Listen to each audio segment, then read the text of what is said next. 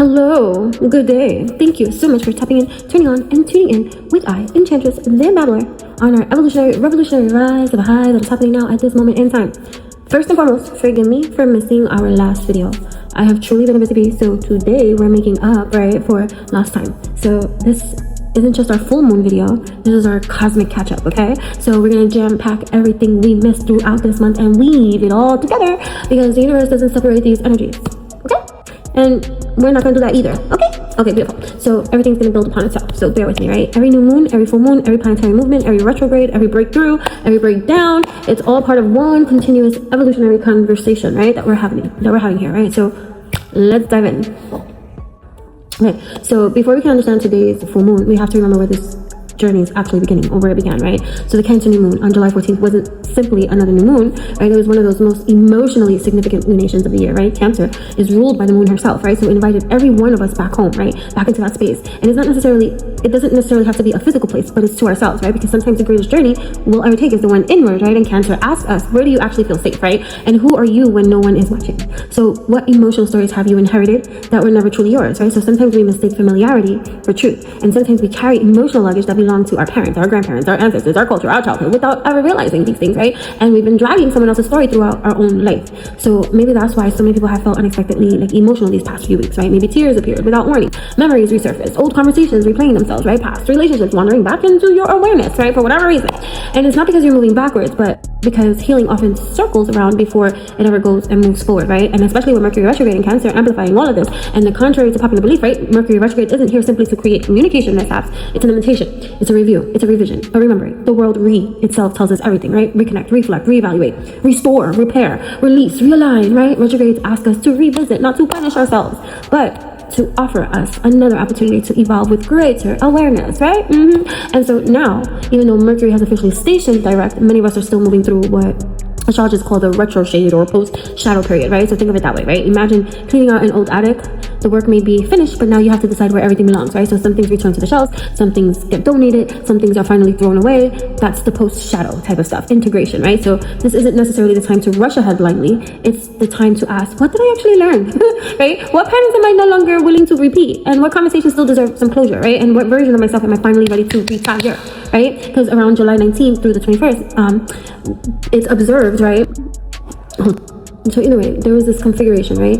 And it's referred to bolt basket, right? Interpretations of it vary, but the symbolism of itself is powerful, right? So several of our outer planets formed an interconnected geometric pattern across the heavens, right? Jupiter, Uranus, Neptune, and Pluto, right? These aren't planets concerned with our grocery list. They govern generations, right? Society, civilizations, evolution itself, right? Historically, alignments like these often coincide with periods where humanity begins rewriting the rules. And it's not overnight, but unmistakably, it's happening, right? So new technologies emerge, right? Old systems crack, new conversations begin, right? Collective values shift, and individually we begin questioning whether the lives we've built still fit the souls we're becoming. So perhaps that's why so many people lately have felt, restless, hold on, right? So maybe we've been feeling restless, inspired, confused, hopeful, exhausted, excited, a mix of it all, right? All at the same time. So evolution really feels comfortable, because evolution asks us to leave certainty, right, before clarity arrives. And now, right, today, July 29th, right, we arrive at one of the most powerful full moons of the entire year, okay? The full moon in Aquarius, right? Traditionally known as the buck moon, right? Some traditions also know it by the names of like thunder moon, raspberry moon, right? Reflecting the seasonal changes and the regional harvest. But today, I want to stay with the buck moon, right? Because I find this symbolism extraordinary and delicious, right? Because every single year, because, I love my animals, right? A buck sheds its antlers completely. Not because they're weak, not because they failed, and not because something's wrong with it, but because nature understands something we often forget, that you cannot grow stronger while clinging to what you've already outgrown. The antlers must fall away. Only so an even stronger set can emerge. So think about that. How often do we mistake shedding for loss? How often do we panic when life asks us to release something, right? Without realizing that it's simply making room for stronger growth. And so maybe you've outgrown friendships, a career, relationships, a belief, a version of yourself, perhaps, even a dream that once fit, but no longer reflects who you are becoming. So the buck doesn't mourn the old antlers, right? It trusts the cycle. And if you see any of the cool videos that I posted and stuff like that of the bucks shedding their antlers, or animals that are shedding their antlers and stuff like that, then you would see how immediately, most times after, when they shed it and they drop it and it goes and it falls on the ground, they run away. So maybe we're asked to do the same, right? So just run forward. They're not run away, but they're running forward, right? And spiritually, every full moon represents culmination, right? It's about completion. It's about illumination. It's about truth, right? It shines light on everything we've been unable or unwilling to fully see, right? And in Aquarius, that changes the whole conversation, because Aquarius isn't asking, who have you been? Aquarius is asking, who are you becoming? And perhaps even more importantly, are you becoming that person because your soul is calling you there, or because everyone else expects you to be that, right? Like, so it's asking you those questions, like, dude, what's your truth, right? Because Aquarius governs innovation, freedom, community, collective consciousness, right? Future possibilities, rebellion, especially rebellion against outdated systems, and authenticity, right? When they're not being performative, right? Not performative, just authenticity, real authenticity, the kind that isn't concerned with applause, right? The kind that remains true, even when no one is watching. And so this full moon arrives at a monumental turning point because it closely aligns with Pluto in Aquarius while standing opposite the sun of Jupiter in Leo, right? And that alone makes this one of the most psychologically profound lunations we've experienced in years, right? And we're just getting started, right? Because Pluto, Jupiter, the nodes, all this authenticity, this collective emotion of evolution, right? Now we're gonna go a little bit deeper, right? Because this full moon isn't happening by itself. The moon is never alone. We're never alone. You are not alone. The planets are here with you having a conversation today, right? And the conversation is loud, right? So this Aquarius full moon is sitting very close to Pluto. Now, if you've been with me for a while, you already know Pluto isn't interested in surface level transformation.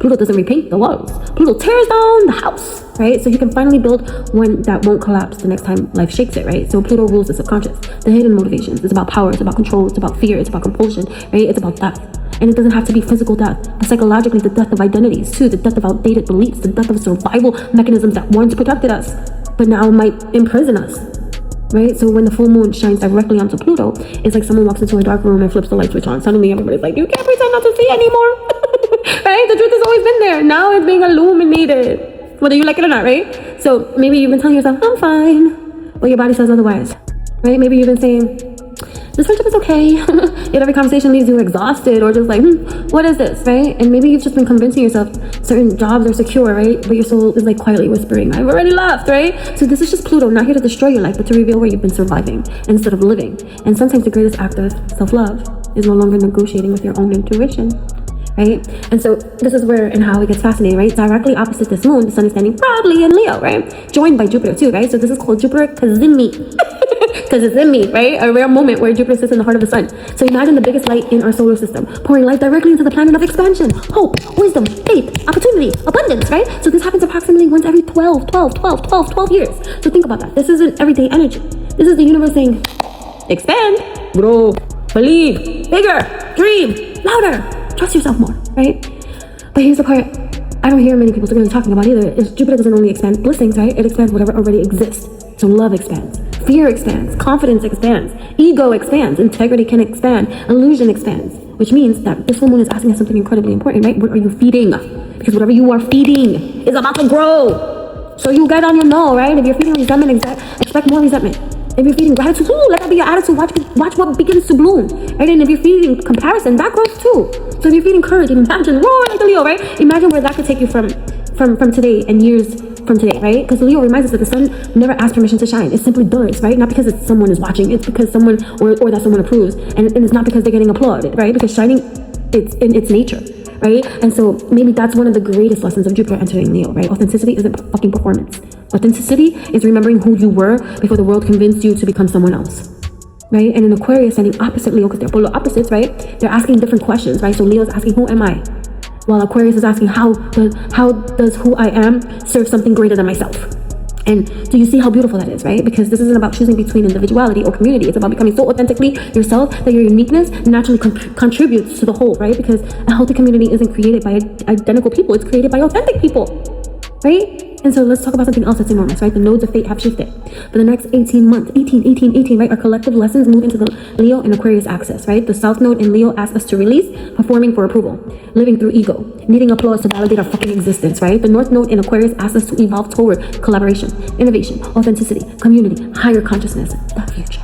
Right. So think about humanity right now, right? Artificial intelligence, the technology, social media, global conversations, communities built online, people meeting across continents, right? Information traveling in seconds. Right, so Aquarius has been preparing us for this, but Aquarius also asks, can we stay human while everything around us evolves? Can we remember compassion while technology accelerates? Can we protect authenticity and save the animals, right? In a world that is increasingly built around appearance. Right, because this full moon also asks us to examine our friendships, our communities, right? The ones we continue walking into, right? Especially when it's slapping you in the face, right? The people we keep sitting beside that don't deserve us too, right? Because not everyone walking with you is walking toward the same future, and some people are connected to your history, right? While others are connected to your destiny. So learning that difference is wisdom that discernment that we need to breathe, right?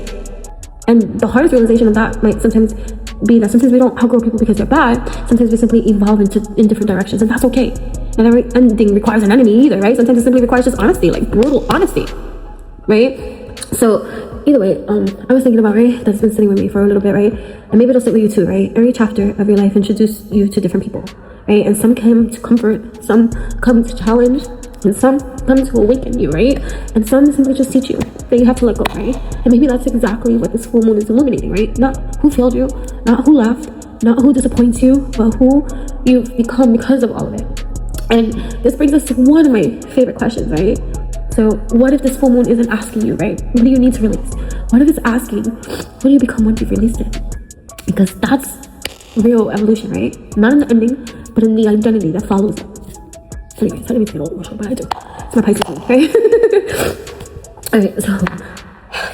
So anyways, let's bring all of this into the elements, right? Because the elements don't just exist around us, they exist within us, right? And under the Aquarius full moon, every one of them has something important to teach us, and which is why I always do that for every single video, right? When I talk about the elements, right? And how they're just quantum opportunities for us to really travel inward within ourselves and really understand, overstand, right? So anyways, let's bring all of this down from the sky and into ourselves, because like I said, astrology isn't meant to become another reason to fear the heavens, or it's another language, right? Another symbol, another mirror reflecting what may already be moving through us, right? The planets don't control us, they correspond with us, right? The moon doesn't make us emotional, although I tend to disagree, right? But it illuminates what has been asking to be seen, right? The sky isn't writing our destiny, it's offering infinite possibilities, right? The choice has always belonged to us, which is why I love breaking everything down through the elements, because every single one of us contains all five, not just one every day, though, you know? And one element may ask for our attention more than another, so it's up to you to discern what the truth is for you and what it's going to be, right? So fire is all about movement, right? It's desire, it's vision, it's passion, it's courage. It is the spark that says, I am willing. I'm willing. But Aquarius doesn't allow fire to burn recklessly, right? It asks fire to become intelligent. It asks it to be purposeful, revolutionary. Instead of asking what excites me, Aquarius is asking what creates meaningful change, right? Fire under this moon isn't about proving yourself, it's about expressing yourself. Real talk, right? So for all my expressionists out there, poets, artists, right? Musicians and stuff like that, you might be lit right now, fueling passion, right? So anyways, it's all about starting, right? That fire that initiates, like starting a new business, writing your own book, creating a social media channel, right? Hosting your first event, right? Posting your work, sharing your art, right? Putting yourself out there, or buying your first investment property, right? Selling the home you've outgrown, right? Aquarius whispers, the world doesn't need another copy, it needs your contribution. So maybe your next brave decision is the one that introduces you to the future version of yourself, right? And then we have air. No, we'll go to earth, right? Earth asks, can your dreams survive your daily habits? Because manifestation without discipline becomes fantasy, right? So Aquarius loves innovation, but innovation still needs structure. And so ideas need calendars, visions need systems, healing needs consistency, right? Business needs foundations, relationships need effort, right? So Earth is reminding us freedom isn't the absence of responsibility. Freedom is building a life that supports your soul instead of freaking draining it, right? Real talk. And maybe you've been going through some stuff, right? Studying, saving, growing your business, your art, you're learning a new skill, organizing your finances, right? Finally sticking to a routine, right? Building something, right? That discipline, that habit, right? And the buck moon reminds us, right? The strongest antlers weren't grown overnight. So neither is the next chapter, right? Every invisible effort becomes tomorrow's visible harvest. Now let's jump into air, right?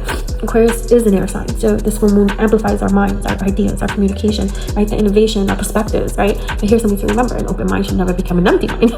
Discernment truly matters, right? Especially right now, right? Mercury has recently now moved direct. We're still integrating.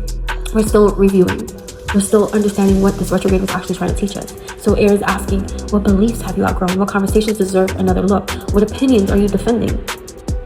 And are you defending them simply because you repeated them for years? Like real talk, right? So maybe it's that follow-up, that follow-through, that get-through, right? Having that uncomfortable conversation, right? Pitching your ideas, pitching a certain business, negotiating stuff, contracts, right? Or even just being honest and be like, I changed my mind, right? Growth gives us permission to revise ourselves. And then we have water, right? My water babies, right? Water, right? And so this is where actually Aquarius surprises people, right? People often think Aquarius isn't emotional. I'm not gonna argue there, right? But know that Aquarius does feel deeply despite their lack of appearance of emotions, right? It's only because Aquarius processes differently, right? So a Cancer invites us to feel, and Aquarius invites us to understand what we're feeling. So emotion becomes wisdom instead of reaction. So what are asked, what emotion keeps repeating because the lesson hasn't been fully received? And what wound have you mistaken for your identity? And what if healing isn't forgetting, but relating to your story differently? Like real talk, right? Maybe like now thinking about things that have ended, right? Or how a relationship has changed. Maybe somebody's walking away, right? Maybe someone disappointed you, right? Maybe you've disappointed yourself. Can you hold compassion without carrying unnecessary suffering? Because there is a difference. And then my favorite, ether, right? The element that cannot be seen, yet somehow holds everything together, right? The unseen field, consciousness, presence, awareness, right? This is where astrology becomes less about prediction and more about participation. What if every moon cycle isn't happening to us, but inviting us into deeper relationships within ourselves, right? So like just like quantum physics suggests, right? The observer influences what is observed. Whether you interpret that scientifically, philosophically, or spiritually, I still find it fascinating because perhaps the greatest timeline shift isn't something happening outside of you. It's the moment your awareness changes, right? Think about that, right? Two people can experience this exact same shit. One becomes bitter, the other becomes wiser. Same event, different observer, different future. But either asks, who is observing your life today? Is it your wounded self, your fearful self, your authentic self? Or is it the version of you that already knows you're capable of becoming everything you've been praying for, but something holds you back, right? And this too is where I sometimes think we misunderstand evolution. We imagine it as becoming someone else. Don't. Think of evolution as remembering the courage you forgot, remembering the joy you buried beneath responsibility, remembering the dream you abandoned because someone convinced you that it wasn't realistic, right? Remembering these versions of yourself that existed before fear became louder than your own curiosity. And maybe that's what Aquarius has been trying to teach us all along, right? Innovation isn't only creating something new. Innovation is finally allowing yourself to become who you've always been, right? The future isn't built by people who knew exactly where they were going. It's built by people who are willing to become someone new along the way. And I feel like that's exactly what this full moon is illuminating. Not perfection, not certainty, not arrival, but willingness, right? The willingness to shed the old patterns, to trust in the cycle, and to release what no longer fits. And to really believe that what grows next will be stronger because of everything you've lived through, right? Sorry. Anyways, I feel things very deeply all the time. Real shit. Anyways, okay. So full moon in Aquarius, right? These karmic cycles, Jupiter's blessing, Mercury's wisdom, the bigger picture, right? Now, if all of this wasn't enough, right? The cosmos have one more lesson for us. Actually, a lot, but let's begin with Saturn, right? Because Saturn is now retrograde. I wanted to talk about this in a video all of its own, but whatever, that's what happens, right? So, anyway, every single year when Saturn begins retracing the steps to the sky, right? It's a time to pause, right? Not because we're supposed to fear Saturn, but because we're supposed to respect Saturn, right? I respect Saturn, right? Saturn has often been called the great teacher, the wise elder, right? The architect of time, discipline, responsibility, and karma, right? So now, karma isn't about punishment, it's about consequence, right? It's cause and effect, right? Seeds and harvest. So Saturn is asking, what have you been building? And perhaps even more importantly, what have you been avoiding? Because eventually, everything asks to be accounted for. The promises we keep, the promises we break, the boundaries we honored, the boundaries we've abandoned, the responsibilities we've embraced, and the ones we hope someone else would carry for us. Right? And Saturn is not here to shame. Saturn matures us, right? Sometimes through celebration, sometimes through challenge, but always with wisdom. So many astrologers consider this one of the most karmic periods of the year, not because fate is hunting us down, but because life has a beautiful way of bringing us face to face with ourselves, most importantly. And sometimes that's through opportunities, sometimes that's through endings, sometimes that's through mirrors wearing human faces, right? And the question isn't, is karma coming? The question is, what have I been creating? Because today's choices become tomorrow's karma. So now let's return to one of the brightest blessings in today's sky, which is the Jupiter Cazimi, right? A word that sounds mysterious, but simply describes one of astrology's most beautiful alignments, which is Jupiter, the planet of abundance, hope, growth, wisdom, and possibility that we were talking about, right? It's resting in the heart of the sun. And so, as we mentioned earlier, right, one of the things I left out was that it is believed by the ancients that when this planet enters the heart of the sun, it's purified. It's purification. So everything essential remains. Think about that. A purification, a detoxification for purification, right? And that's beautiful, right? Because Jupiter expands whatever we give our attention to. So let's not reach small. Let's not negotiate with our potential. Stop asking if you're good enough. And instead, ask what kind of life would honor the gifts I've been given. And just know that with Jupiter, right? Whatever you reach for now, the sky expands. So don't reach for survival, reach for purpose. Don't reach for comfort, reach for alignment. Right? Reach for the life that both scares you and thrills you at the same time, because that's where growth really is, right? yeah. And, you know, we're all part of these collective turning points, right? We're part of humanity changing course, right? So there's a lot of things happening here. And one day we're going to look back on this, right? And realize that we are standing in the middle of history, right? Even if we don't realize that right now. And that's because evolution rarely announces itself, right? It just begins, right? It's one conversation. It's one choice. It's one act of courage. It's all of these things, right? It's you deciding, I can't keep living as someone I'm not, right? Anyways, let's infuse this and wrap this up because I know this is much longer than I anticipated it to be. Yeah. Okay, so another cosmic conversation that's actually taking place in the background and deserves our attention is the conversation between Venus and Mars, right? Venus is all about our relationships, our values, our ability to receive, our heart space, right?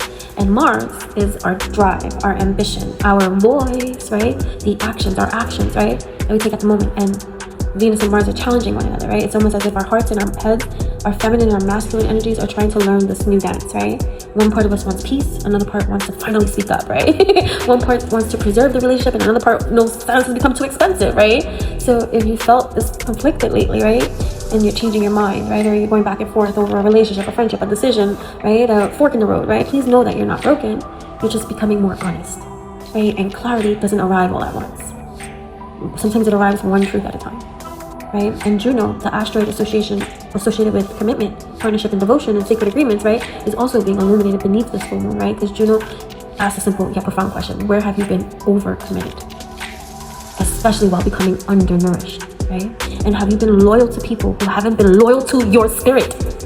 Have you continued pouring from a cup that has quietly been asking to be refilled by folks that just are not designed for you at this time, right? Where your love has become self-abandonment, right? So this full moon is going to reveal that difference, right? Because we meet Chiron, right? The wounded healer, right? I love Chiron because Chiron reminds us that our deepest wound often becomes our greatest wisdom, not because suffering is required, but because compassion is freaking born. And it's born from lived experiences, right? The places that broke us.